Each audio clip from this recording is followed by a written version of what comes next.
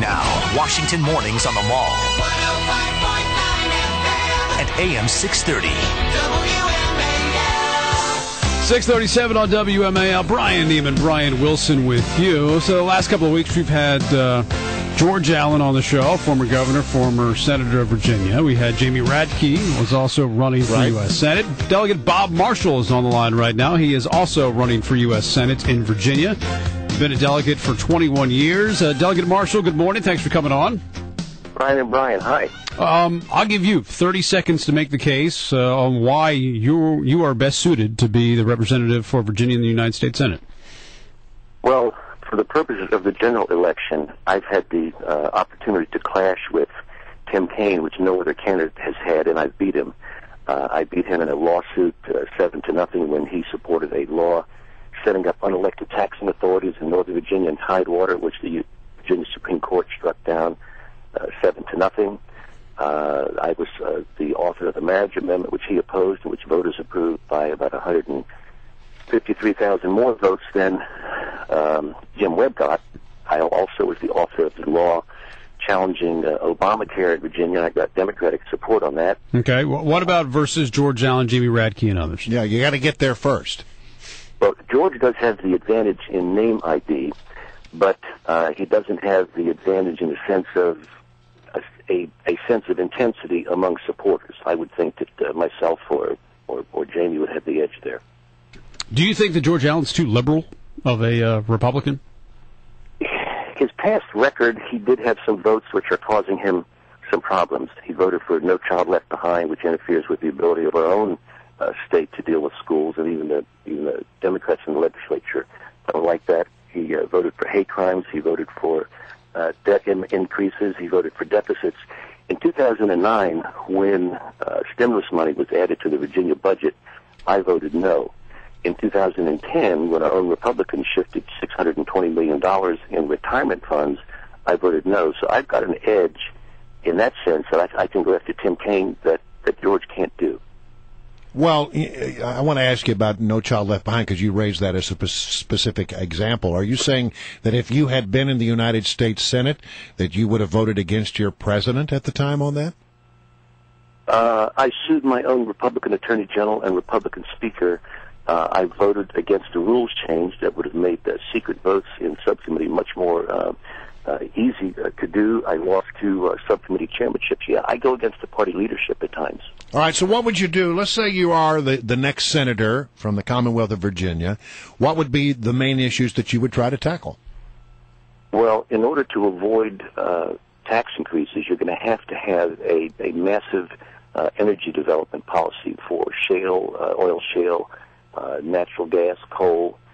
If you don't do that, we keep shifting $770 billion a year overseas in capital to some governments which are very hostile to us. If you go around that and develop that here, you're going to address part of the deficit that we have. Are you on board with Paul Ryan's budget plan? Do you think the Republicans are right on that aspect? Does it go too far? Does it not go far enough? Where are you when it comes to the budgetary efforts put up by Paul Ryan? Well, let me tell you what I would do.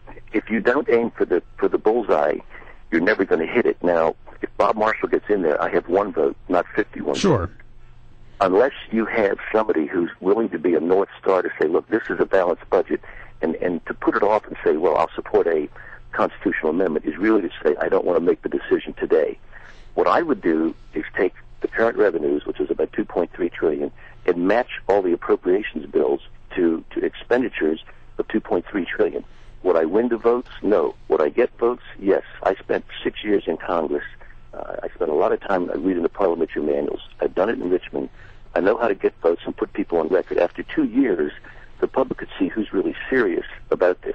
We are at a fail-safe point. In 2022, we only have enough money for Social Security, Medicare, Medicaid, and the interest on the debt. If Bernanke has to raise the interest, that financial cliff is going to come to us much faster. We have got to make hard decisions sooner rather than later. Where are you on the rail to Dulles?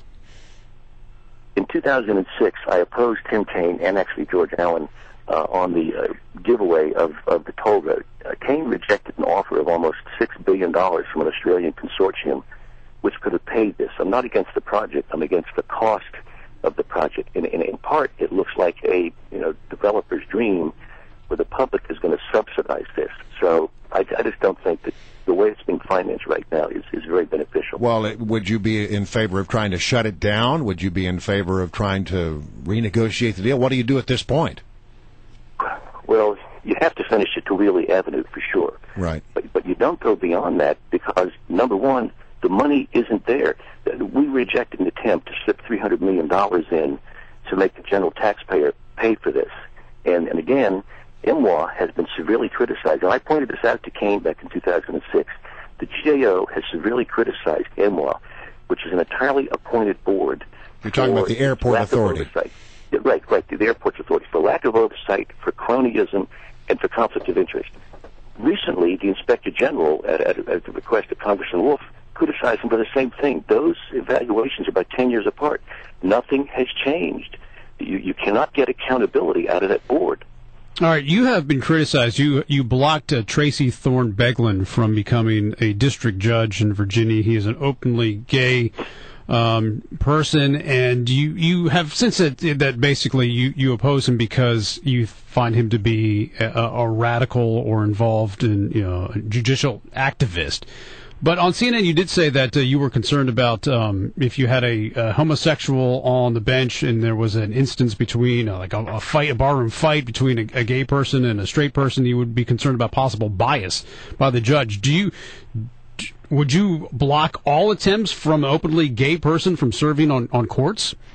My guess is in the 21 years I've been there, I have supported the nomination of people who experience same-sex attraction. Each individual judge is a separate case. Tracy Beglin publicly criticized every judge in Virginia in Richmond Magazine in 2004. He said that it was so bad in Virginia, and he wasn't talking about the legislature. He said the judges are so bad that homosexuals are leaving. I don't believe that. He violated his oath of office. He defied his military superiors. He made statements about Ken Cuccinelli. It says he's walking on the backs of gays and lesbians. He had a public career of challenging the established rules here, and he did it in such a way that did not give me confidence that he would be impartial in the courtroom. Moreover, fair enough. You have to worry. Okay. Fair enough. I just want to ask you this, though. If someone was nominated to sit on the Supreme Court and they were openly gay, would that be a disqualification for you? If you have a same-sex attraction per se, no. I want to ask questions, do you understand the Federalist Papers? But if you're telling me that you engage in behavior which used to be criminal, I'd have to say, why would I put you on the court?